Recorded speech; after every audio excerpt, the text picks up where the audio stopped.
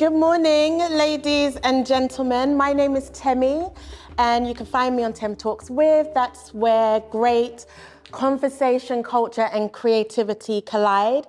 And today I am going to be talking with Miss Eryca Freemantle, who has over 40 years in the beauty industry and has worked with artists such as Whitney Houston, Seal, Soul to Soul, worked on projects as big as London Fashion Week, and is the founder of E.A.T.O.W. That's embracing all tones of women. So can we just do a quick round of applause? Thank you. Okay, so today we're going to talk about creativity, beauty, the industry. So I wanted to start off by asking, from your experience, how has the industry changed from when you first started to 2025 now? As you said, I've been in the industry for actually 44 years this year. And I mean, like anything, things have changed, times have changed. When I started off in the industry as a makeup artist, and thank you for doing your homework, I think brushes were just invented. Yeah. There was no internet, there was no mobile phones as we know it now.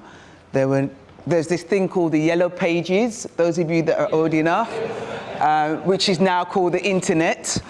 It was in the phone box. A phone box is those red things that you see on the streets now, but they were everywhere, and that's how my career started, by going to the phone box and ringing relevant people in the industry and asking them if they wanted my services. How have things changed? Everything now is instant. Instant gratification, and more importantly, not what you know. You could be quite crap at what you do, but it's who you know. It's the rooms that you enter and how you enter those rooms, and having done a little bit of research. And you don't really have to be good at even business or even makeup or... So yeah, my career started out as a makeup artist, but I'm a lot more than makeup. I'm about the business of the industry, and more importantly, we're about empowering others to enable them to grow within the global industry. Yes. I am very aware of our time. You're a very busy lady. So I was doing some research, and I've stumbled across some figures, and I just wanted to just quickly touch on that if we can. So you said the beauty industry is a £5 billion... 500 billion pound industry. Globally. And as I'm assuming it was black people, we spend 100 million. We spend 9 times more than anybody else in the beauty industry. Yes. And you said that was that's huge numbers when we're thinking that we only make up 7% of that in the UK. Yes. Yeah, and 20% in London. You've done your homework. I've done my homework. Yes, yeah. And I wasn't good at maths growing up, but I've seen that. So why, when we're looking at those numbers, why is it a conversation that we need to be having? I think there's a lot more that we can do as people of colour, women of colour, men of colour in the beauty industry. One of the reasons why I do a lot of work in Africa, more so Nigeria, is I got fed up of being in the UK and begging for the recognition, begging to be seen. I decided 20 years ago that I needed to be around more people that look like me, that are doing what I want to do and can actually show me the way, as opposed to me being the only one doing what I did on my own and not knowing what I was doing. Yeah. Does that make sense? Absolutely. And have you found that there is that appreciation and understanding of the work that you do in places such as Africa as opposed to the UK? In life, you get to a stage in life which you'll get to one day. Amen. And those of you that are slightly older will confirm, you don't give a damn anymore.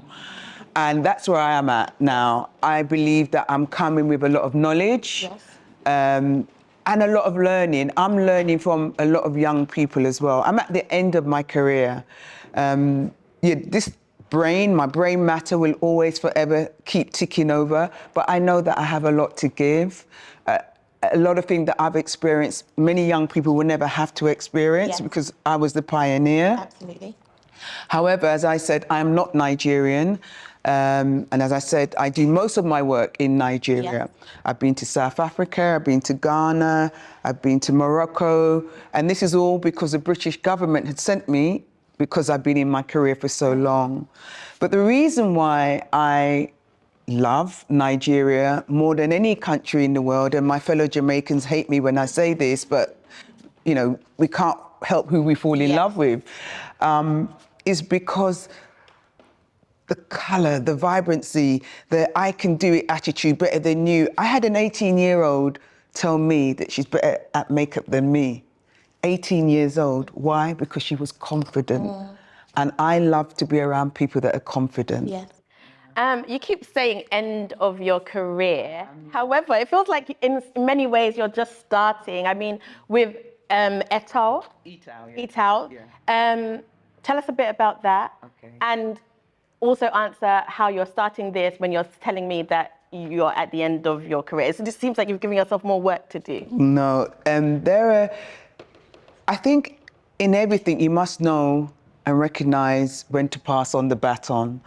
And as you quite rightly said, I've done a lot of work. I've been through a lot of pain, a lot of prejudice, a lot of not people allow me in the rooms, being the pioneer, crying into my pillow, giving up on so many occasions. I'm 61, Wow. okay? So, thank you. One person clap. Yeah, we can clap for that. I'm 61, and you have to understand and realize that I don't have that energy, that tenacity, that fight.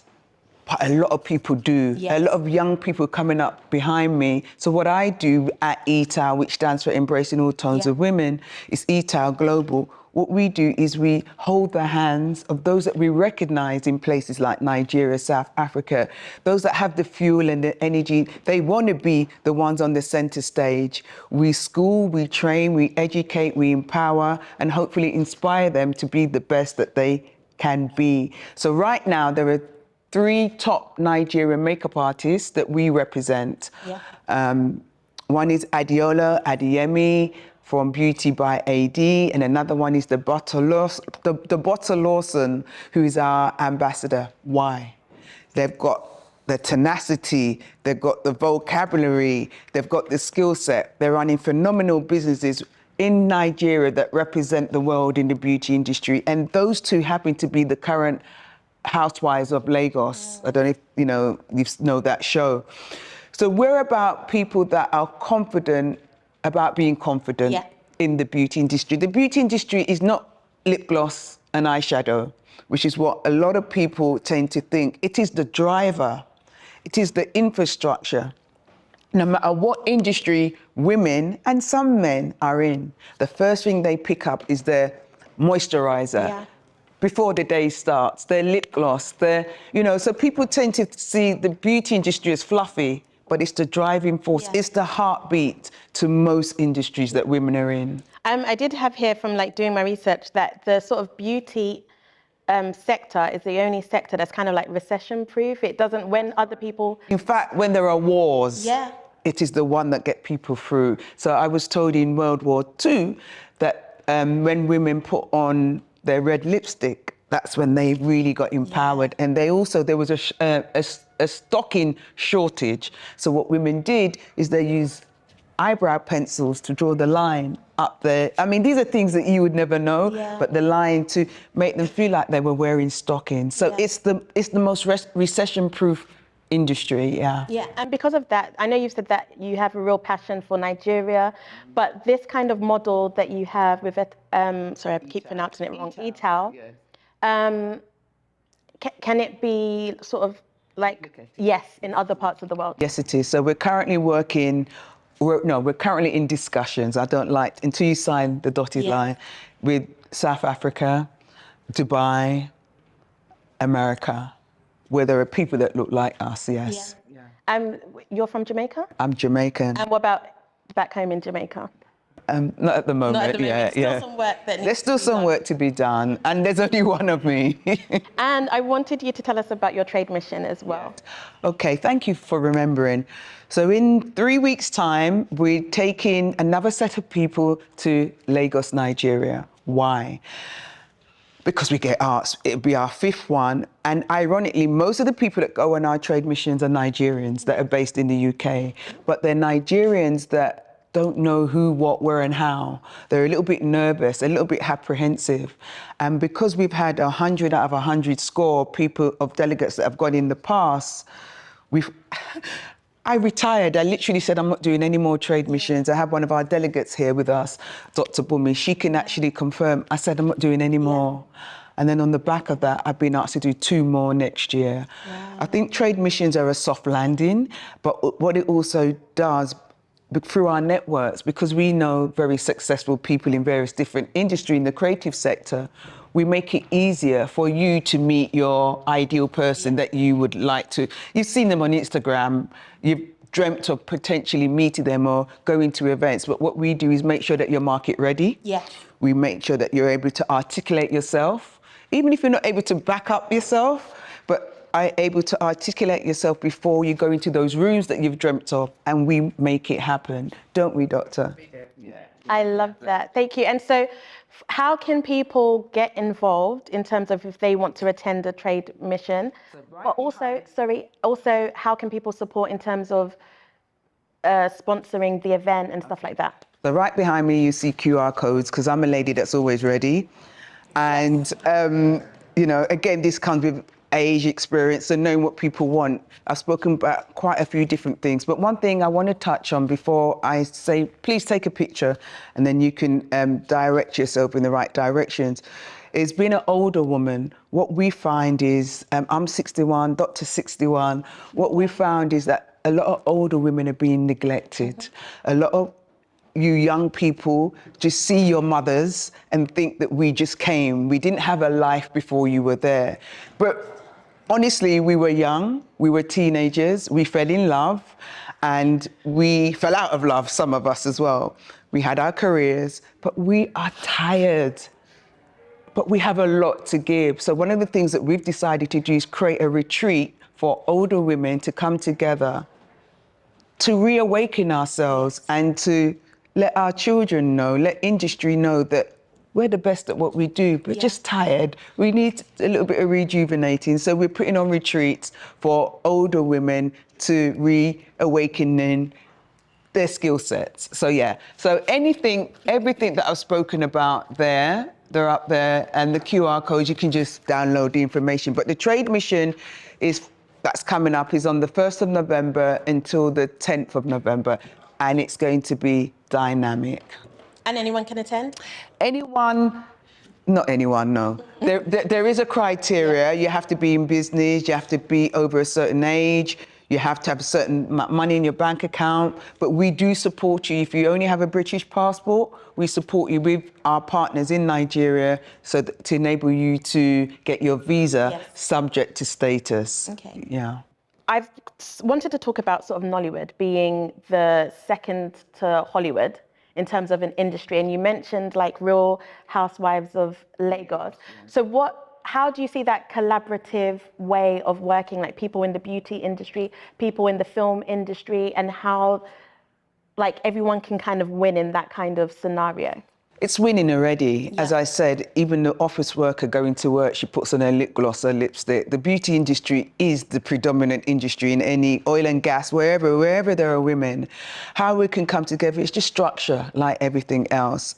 People talk about Hollywood, they talk about Bollywood. Nollywood, it's for me one of the leading industries. For those of you that don't know what Nollywood is, it's like Hollywood, the creative, the film, the beauty, even AI. And we are closely working with people in the AI sector because we realize now that beautypreneurs, people that work in the beauty industry, has so much to give.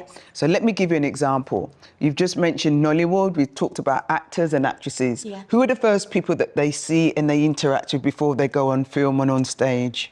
Like their makeup. Their makeup and their hair persons. So what we do is we encourage our makeup or the makeup industry to train and learn about counselling, because a lot of the the people in that world have issues. I mean, we all have issues, but what tends to happen in the beauty industry or for makeup artists and hairdressers, they're not prepared for the psychological and the emotional load that the industry puts onto them. So what you'll find is a lot of makeup artists, creatives, people that touch people, whether they massage, they break down and they tend to suffer a lot from depression because they're carrying a lot of people's stuff. Yes. So we tend to train people, educate them to understand the mindset of other individuals, but learn to say no.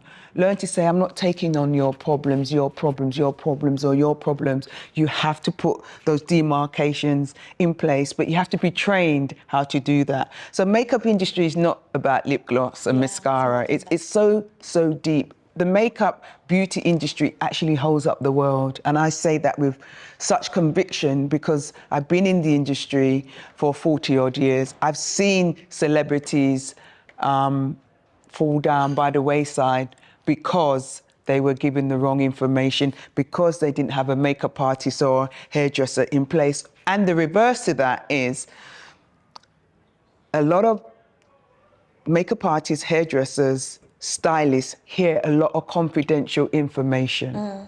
But because they're not signed to NDAs or an agreement of any kind, they're the ones that put out people's personal information and sell it to the press. Yeah. So it's a very deep industry. Yeah, and I did want to talk about and touch on, we spoke about the sort of numbers, 20% in London, 7% of the UK. How comes in 2025, people, actors, musicians, they can still go on set and not have the people who are experts maybe in their skin tone, their hair type, and what more do you think we can be doing? Okay, so that goes back to training and education.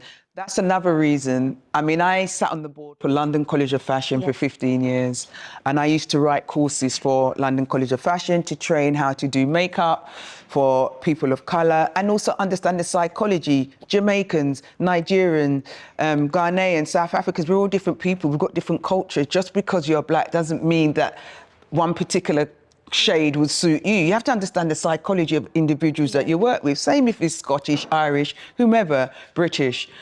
But those things are not taught. Yes. They need to be part of the curriculum. I got tired, so I decided to go to where there are lots of people that look like me. I don't have to think about that anymore because I was only one person educating lots of people and not being rewarded. And you can only do so much for free or for little or next to nothing. The only thing free about me is my surname. And that's what I tell people now, is Freemantle. Other than that, I've done my dues. I've worked really hard. And if I'm going to give anything, give me some sort of reward, That's excellent. And I wanted to ask, you said you're 61 and that skin is giving 22. I'm sure if you could put it in a bottle, you'd be like a billionaire or something by now if you're not already. Definitely not. So what are your secrets to great skin, feeling good in an industry that can be quite maybe taxing sometimes? Thank you. Thank you for your observation. Drink water, and drink more water. Be honest, be kind, be truthful, learn how to say no with a capital N, be humble, and eat well. I eat very well. I only eat fruits. I'm sure you guys are not interested in what I eat, but I mean, I'm just being professional in answering the question. But for me, it's really, you have to look like what you do. Yes. And I didn't put into practice now. I've been like this since I was 22. So the earlier you start, all of us, the more you reap the rewards later on. I was told by a Chinese doctor when I was in my 20s, drink hot water, drink lots of cold water. You will reap the benefits as you get older. And yeah, that's what I've done.